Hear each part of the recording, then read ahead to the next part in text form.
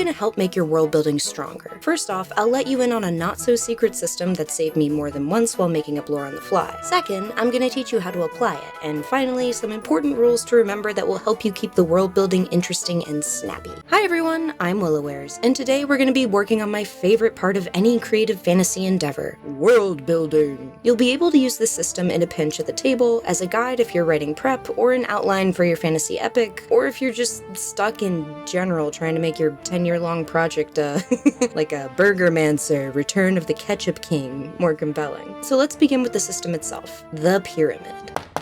Oh, wait, oh god, not you. Willow, I'm here from the future. I know. We all see the time-traveling eye patch. We get it. You're super cool and worldly. Speaking of worldly, I'm here to talk about World Anvil, our video sponsor. That's not the worldly I meant. World Anvil is the place to build and organize your world online. Are you a game master, writer, artist, streamer, game designer, historian, time traveler, or hobbyist? Then World Anvil has a layout for you. As someone who's used World Anvil to organize characters, places, even world events for my games, it's not only nice to have it all in one place, but have it laid out in an easy access wiki-style format. You can make interactive maps, and using their Chronicle feature, you can even plot out events over time and space. I've even started to build a wiki for the world we're going to make together in this video. For example, I love that I can organize different aspects of my world, like jobs or geographic locations, as well as keep a folder of handy reference images that I need to refer back to while I'm writing. The folks at World Anvil have been kind enough to give me a coupon code for all of you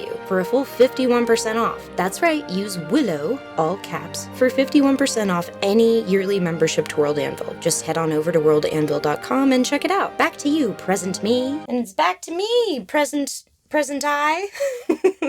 So, for our special pyramid, we're going to take a look at one of the classic triangles of all time, the hierarchy of needs. That's right, everyone, we're making our own version of the definitely not OSHA-approved Maslow fun time pyramid that constantly reminds you something important is missing from your life. Now, we'll just be using this as a template and replacing the actual terms here, so don't worry too much about this original graphic. We're going to be using these terms so loosely it doesn't even approach a meaningful equivalent. So, let's build a world right now together. Let's keep it small and in line with the Willowers brand, maybe a little bit creepy. You don't need to write this down, just keep it in your head if you'd like. It's not like I'm outside your house watching your every move, getting ready to paste the world building pop quiz on the window pane. Let's get started at the base of the pyramid. The base! What that guy called physiological needs, let's replace with things like geography, climate, and resources. The world part of your world building. Let's just name it physical world for ease of memory, though there's probably plenty of non-physical stuff you can put in there, like ghost storms. Plenty of ghost storms around, I've heard. But a fantastic world building trick I love to use is usually housed in this very section of the pyramid. And that's making just one of these things super weird. So let's say in our world that we're building together, it's nearly uninhabitable on the surface, with harsh extreme temperatures, extremely long days, you know the drill. But beneath the surface of this harsh planet lies a mineral that has almost godlike properties that can make other planets able to sustain life. It's important enough that this otherwise shitty planet is suddenly the center of the universe. Dune did this by making spice the resource used for space travel. From there, culture, traditions, infrastructure can all trace back to this very resource. Alright, let's hop on the elevator to arrive at level 2. Safety, if converted to a more world-building-y term, can be things like laws, defense, infrastructure, and power. Basically, things you will need in order to have people be safe long enough to start to build up to the next level of the pyramid. Mad Max Fury Road, for instance. Even though at first glance, this is a lawless world, you can see how pockets of different people start to organize so they can pool resources. I'll call this level Basic Surplus Seekers, because this is the level of the world that aims to create the most base surplus of things like time, food, shelter, and safety. Next, we have love and belonging. In a broad world-building sense, this can be seen as things like community, family, cultures, religion, basically your social structures, which is the term I'll use for this level. In keeping with the Fury Road theme, you have Immort and Joe's war boys, who are their own family, with Joe as both their leader and god. This is partially due to Joe's influence over the safety part of the pyramid. This gives him power. So So how can you use this in your world building? These two levels are incredibly interconnected, and because of that, they are amazing for conflict. I'm sure you can think of a ton of examples of movies or shows that feature control over resource gathering. If you're looking for one of the most historical human conflicts, you found it here. It's the OG human fighting over thing. Let's say for our mystery planet that we have one giant shadowy company, a Wayland-Yutani-esque from the franchise Alien, pulling the strings behind everything and controlling all mining of the powerful terraforming mineral. And it does not have the best interests of its employees in mind at all. Okay, just two more here. Next up is esteem. Ah yes, self-esteem. Something all Willoware's viewers have in spades, including Willoware's herself. For world building, we can look at this as status, achievement, roles, any kind of prestige system. And yeah, let's just call it the prestige layer. If your world is full of political intrigue, it not only needs the basic power of winner and loser, but all the delicious variants we as society invent to stick between. How this differs from the basic have and have-nots is that power at this point has many different levels. This is another wonderful layer for conflict, especially if you make prestige scarce. Game of Thrones does this in an amazing way. The Iron Throne haunts the characters throughout the series, but there's tons of layers of politics with different houses, countries, fancier and fancier places where Cersei can sip wine. So let's give our mystery planet an intense hierarchy within the company, allowing for plenty of backstabbing. Finally, at the top, we've got self-actualization. As we move up the pyramid, you can also have a sliding scale of the word surplus in your mind and getting bigger and bigger here. It starts out like surplus, and by the end it's like surplus.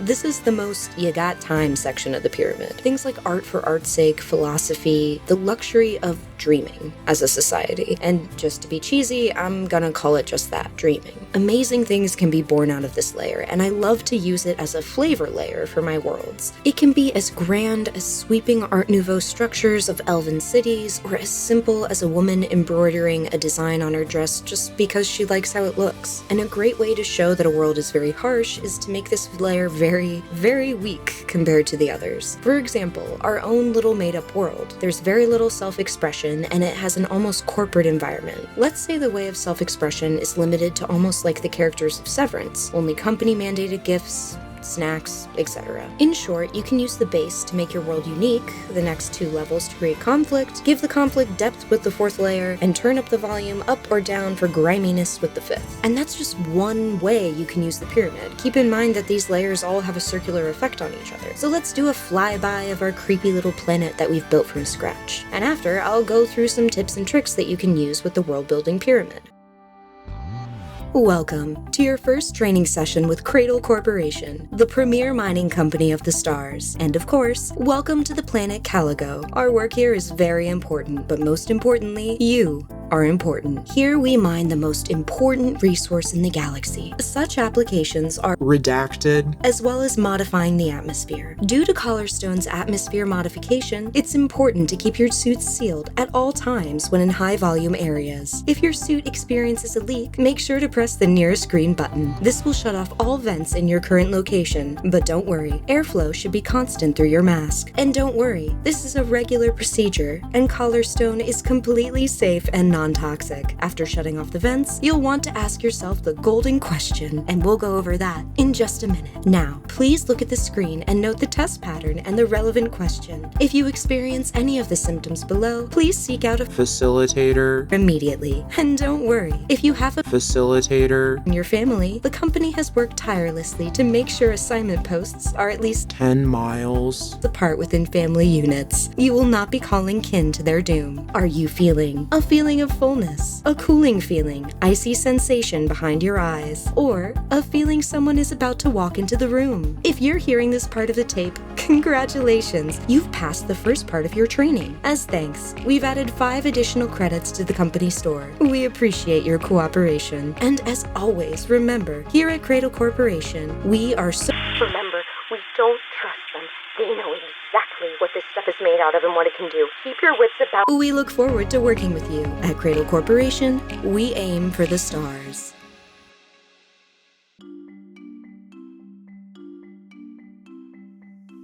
How can a teeny filled out pyramid on a piece of paper help you construct a giant, amazing, in-depth world? Especially when you're doing something like an RPG or telling a story on the fly. Well, let's use an example. Say your lava stone dwarf society lives in these giant volcanic spires among vast pools of molten death. When your players visit, let's say you didn't plan on them going outside these spires during the game. Like, say they entered underground or something and you hope they would stay there, but lo and behold, someone glances out a window and you think, oh god, I didn't even think of what's out there. There aren't exactly wooden carts out there to push those dwarves around. Maybe I should just, oh god, make a big old empty lava field out there, I guess. Then you glance back at the pyramid. You've written down the world where the dwarves are living in a hot, unforgiving environment. Because of this, they are a resourceful bunch that have carved out, no pun intended, a place in this harsh climate. It's completely understandable that the dwarves have carved out cable cars, carved out of the very same material, or maybe others are adept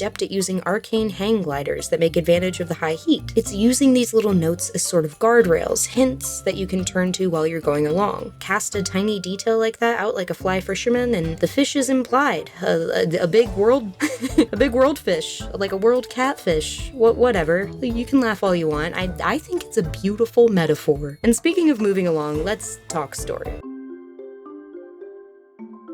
So what's an easy way to make your world building affect your story? You can certainly build conflict in, say bake it in as a scarcity of resources, or maybe there's a giant comet that comes every 10 years that turns everyone into zombies. And I mentioned earlier doing things like weakening the top of the pyramid can make the world seem like a grim place. But let's go one step further to simplify the point. To create conflict easily overall, you can weaken one of these layers or remove it entirely. But it's even better when the reason for this removal is due to another layer's influence. That's the important distinction, so throw it up on the screen. Okay, I know that sounded a bit confusing, so let's take the example of Bloodborne, for instance. Society has crumbled and it is no longer safe. The dangers of monsters in the area create the gameplay conflict, and as the player moves throughout the world, they start to pick up on hints and snippets revealing why the pursuit of power through a resource, specifically god blood, because blood, you know, there's blood on the cover, there's blood everywhere, it's Bloodborne, has caused an outbreak of beasts. So we can remove society here, and it points all the way back to the base of the pyramid. Pretty neat, right? That's when you write in the comments about how neat I am. See, it's right there in my hierarchy of needs. Think of the pyramid like a pressurized system. Putting a certain amount of energy on one part will affect the others in an interesting way. Taking focus away from some will cause the others to destabilize quickly. You get the picture. But before you go off to be the world-building plumber I know you were born to be, a word of caution. Now, there's different forms of pyramid solutions in creative writing. The one that immediately comes to mind is author Brandon Sanderson's Pyramid of Abstraction, which deals with individual characters and elements within a story. There's a ton more hidden pyramids out there for you to discover that will help you on your creative journey. And while we're speaking of Sanderson, I think it's worth mentioning a point that he brings up in his lectures. This is important, I don't know, to put it on the big screen again, I don't know, tattoo it on your shoulder. It's important. None of this really matters if the characters aren't engaged. For those of you at the table, that means players. Everyone has played with, read, watched, built a world that is just too mired down in the minutia. I've had to watch this myself, as I'm typically someone more interested in constructing magic systems than emotional character beats. And unfortunately, no matter how cool your idea is, your player is going to have a hard limit on details if they can't engage with it in a meaningful way. That's why when you start this pyramid, I want you to think of it as a shorthand, a helper, something you can use as a tool for your storytelling, not a replacement. And remember that a world and all of its interesting things is meant to be lived in, to be experienced. All those cool ideas will feel so much better when you have characters mucking around in them, messing them up and prancing about in their dirty shoes. I didn't explain that very well, did I? So, as a challenge, can you write down your world pyramid in a more concise way? And before you get out your pen and paper, fear not, I've got you covered. As a thanks for sticking with me, I have all the relevant points from this video written out in a handy set of notes for you all, as well as a handy worksheet. Feel free to find it in the description of this video. For my patrons, I have quite a bit more in-depth notes for you to peruse through. So thank you so much for supporting me. And if you enjoyed this video at all, or perhaps you hated it so deeply it ruined your week, feel free to like and subscribe for more. You masochist, you.